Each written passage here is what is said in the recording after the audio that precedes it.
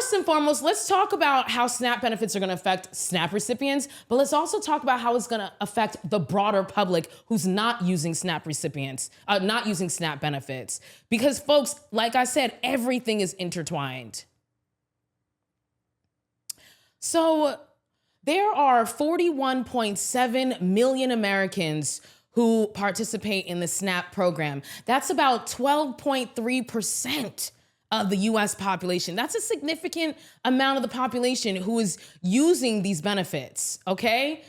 A significant portion of SNAP recipients are families and children, families with children. Specifically, 86% of all SNAP benefits go to households that include a minor child, older adult, or someone with a disability. 86% is going to a house with a child, an elderly person, or a disabled person. So what happens to those people? If the government doesn't resume by November 1st, what happens to those disabled people and elderly people and children who are in these, the 41.7 million Americans, those households? What happens to them? Oh, well, is that it? Oh, well, they just need to get a job. You should just get a job.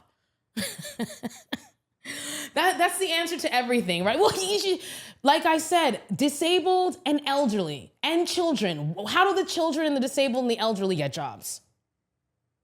86%.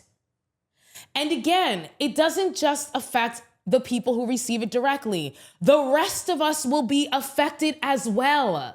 SNAP benefits are a significant economic driver. Each dollar spent through SNAP generates approximately $1.50 in economic activity. This is due to what they call the, quote, multiplier effect, okay? Essentially, it's the idea that if you give somebody $1, they're gonna spend that dollar in the economy and circulate it. But when people don't have money, what do? They hoard their money, and what happens? The economy atrophies. Businesses start to fail. And when businesses fail, the economy goes to hell. Also, let me pull this one up.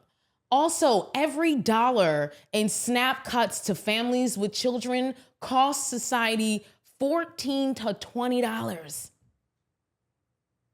So for every dollar that you're saving, cutting benefits to SNAP, you're losing $14 to $20 in the economy for the rest of the society. And this is according to the Center on Poverty and Social Policy at Columbia University.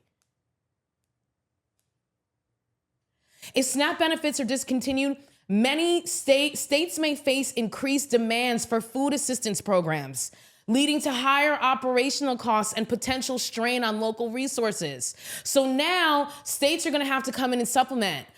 Charities are gonna have to come in and supplement. It's gonna be more of a burden on the state and on nonprofits to supplement what should be being covered by these benefits.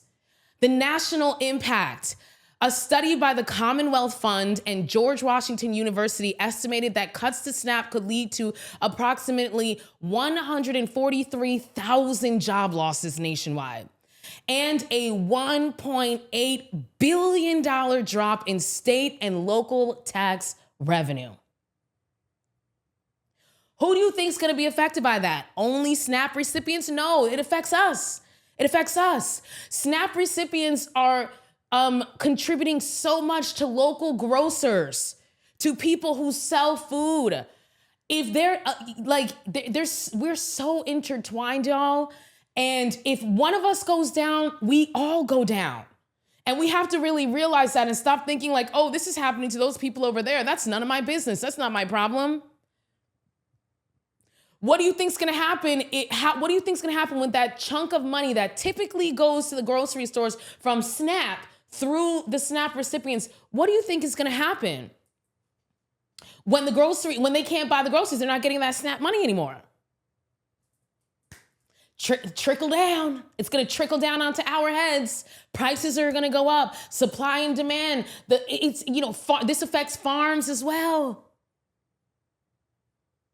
This affects the economy, jobs. There are people who work it's like the people who work there, and then the jobs, like not residual jobs, but the jobs, like, I don't know how to say it, but like the jobs that are affected on the outer layers of the job circle. You guys know what I'm trying to say. Stop.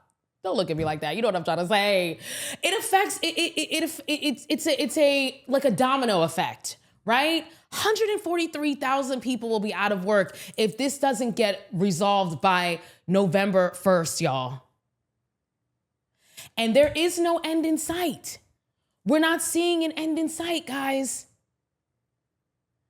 Which is really terrifying, because this will have a domino effect on the rest of the economy. And I ain't gonna lie, this is great for the Trump administration. This is great for Republicans.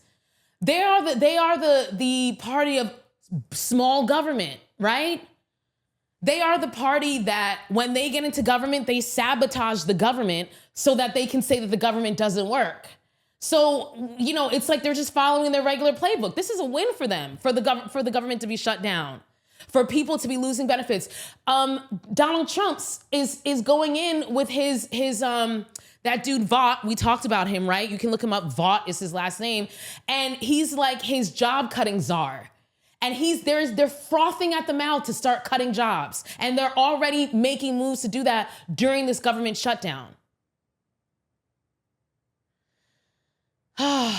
It's like so obvious to me that this administration's goal is just crash everything. Crash. It's just it's like so obvious. And, people keep trying to engage with them in good faith. And it's like, they want this is great. Now they can go around and tell people, we told you the government doesn't work. We told you that you can't trust them. And, they are literally, like, this is an attempt. They are trying to, like, starve people out. If you really think about the implications of them not handling this before November 1st, if we make it to November 1st and we can make it past November 1st and these SNAP benefits expire in that time, it's like they are going to starve the American people, y'all. They don't give a damn. Because what happens when you're hungry? You'll take that job for less than minimum wage, won't you? Yeah. And who runs the companies? Donald Trump's homies. The Republicans, right? Big business, right? Those are their cronies. And also Democrats are in there too with that big business.